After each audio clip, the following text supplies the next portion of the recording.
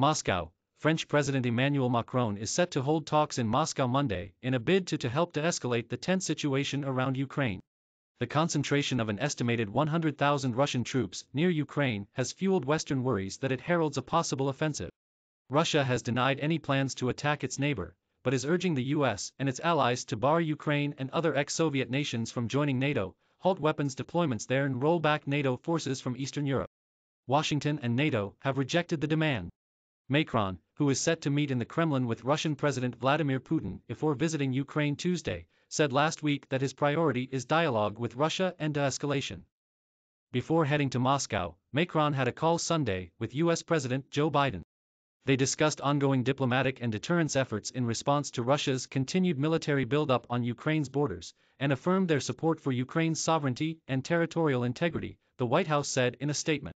Continuing the high-level diplomacy, German Chancellor Olaf Scholz will travel to Kiev and Moscow on February 14 to 15. In 2015, France and Germany helped broker a peace deal for eastern Ukraine in a bid to end the hostilities between Ukrainian forces and Russia-backed separatists that erupted the previous year following the Russian annexation of Ukraine's Crimean Peninsula. The agreement signed in the Belarusian capital, Minsk, helped stop large-scale fighting, but efforts at a political settlement have stalled and frequent skirmishes have continued along the tense line of contact in Ukraine's eastern industrial heartland called Donbas.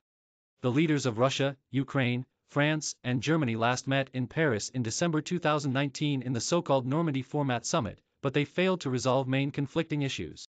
Amid the tensions over the Russian military buildup, presidential advisors from the four countries held talks in Paris on January 26, but they didn't make any visible progress and agreed to meet again in Berlin in 2 weeks. Ukrainian President Volodymyr Zelensky has pushed for another four-way Normandy summit, but the Kremlin said a meeting of leaders would only make sense if the parties agree on the next steps to give a special status to the rebel East. Putin and his officials have urged France, Germany and other Western allies to encourage Ukraine to fulfill its obligations under the 2015 agreement, which envisaged a broad autonomy for the rebel East and a sweeping amnesty for the separatists. The agreement stipulated that only after those conditions are met would Ukraine be able to restore control of its border with Russia in rebel region. The Minsk deal was seen as a betrayal of national interests by many in Ukraine, and its implementation has stalled. Amid the latest tensions, Ukrainian authorities have strongly warned the West against pressuring Ukraine to implement the agreement.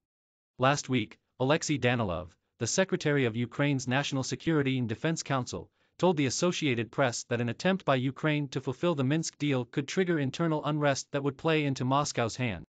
Ukrainian Foreign Minister Dmytro Kuleba noted that Moscow wants the rebel regions reintegrated into Ukraine in order to use them to effectively block the country's pro-Western aspirations, vowing that this is not going to happen.